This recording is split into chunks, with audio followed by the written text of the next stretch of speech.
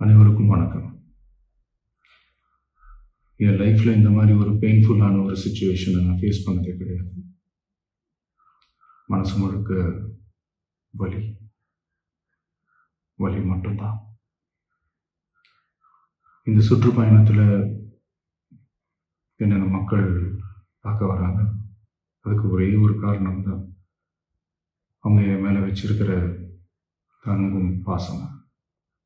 அந்த அன்புக்கும் பாசத்துக்கும் நான் எப்பவும் கடமைப்பட்டிருக்கிறேன்.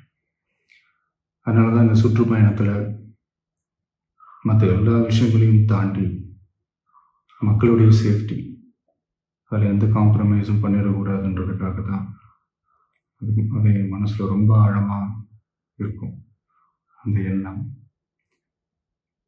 அதனால தான் இந்த அரசியல் காரணங்கள் எல்லாத்தையும் தவிர்த்துட்டு ஒதுக்கி வச்சுட்டு மக்களுடைய சேஃப்டி மட்டும் மைண்டில் வச்சுக்கிட்டு அதுக்கான இடங்களை சூஸ் பண்ணுறது, அதுக்கான இடங்களை பார்த்து பெர்மிஷன் கேட்குறது, போலீஸ் டிபார்ட்மெண்ட்டில் அதை ரிக்வெஸ்ட் பண்ணி கேட்போம்.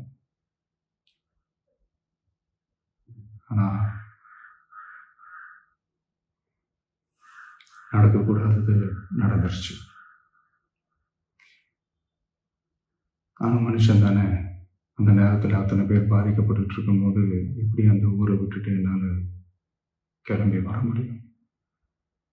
நான் திரும்ப அங்கே போகணும்னு இருந்துச்சுன்னா அதை ஒரு காரணம் காட்டி அங்கே வேறு சில பதட்டமான சுச்சுவேஷன்ஸ், வேறு சில அசம்பாவிதங்கள் அந்த மாதிரி எதுவும் நடந்துடக்கூடாதுன்றதுக்காக தான் நான் அவாய்ட் பண்ணேன்.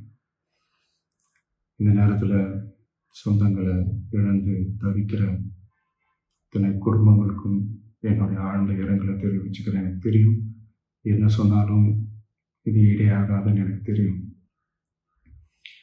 ஹாஸ்பிட்டலில் ட்ரீட் பண்ணிகிட்ருக்கிற எல்லாருமே சீக்கிரமாக க்யூர் ஆகி வரணுன்றது இந்த நேரத்தில் நான் வேண்டிக்கிறேன். கூடிய சீக்கிரமே உங்கள் எல்லாரையும் நான் சந்திக்கிறேன். இந்த நேரத்தில் எங்களுடைய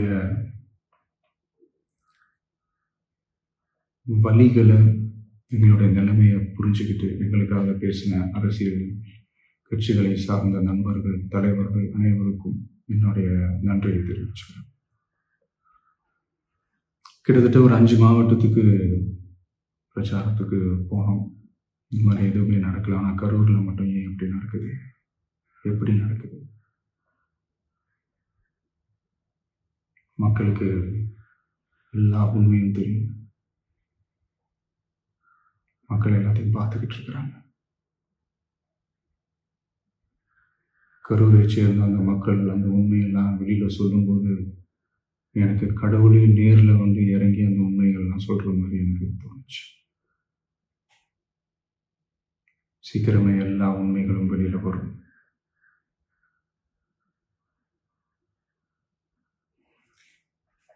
எங்களுக்கு தரப்பட்ட இடத்துல நாங்கள் போய் அந்த ஸ்பாட்டில் நின்று நாங்கள் பேசிட்டு வந்தோம். அதை தாண்டி எந்த தவறும் எங்கள் சைடில் நாங்கள் எதுவும் செய்யலை. பட் இருந்தாலும் எங்கள் கட்சியை சேர்ந்த நிர்வாகிகள், தோழர்கள் மேலே எஃப்ஐஆர், அது மட்டும் இல்லை சோஷியல் மீடியாவை சேர்ந்த நண்பர்கள், தோழர்கள் அவங்க மேலே எஃப்ஐஆர்லாம் போட்டு பிடிச்சிட்டு இருக்கிறாங்க.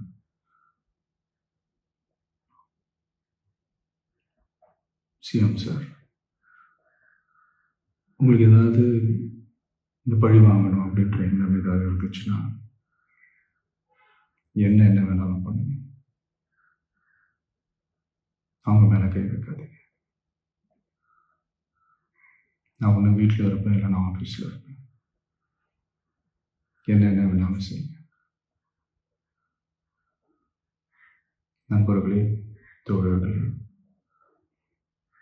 நம்மளோட அரசியல் பயணம் இன்னும் ஸ்ட்ராங்காக, இன்னும் தைரியத்தோட கண்டினியூ ஆகும். தேங்க்யூ.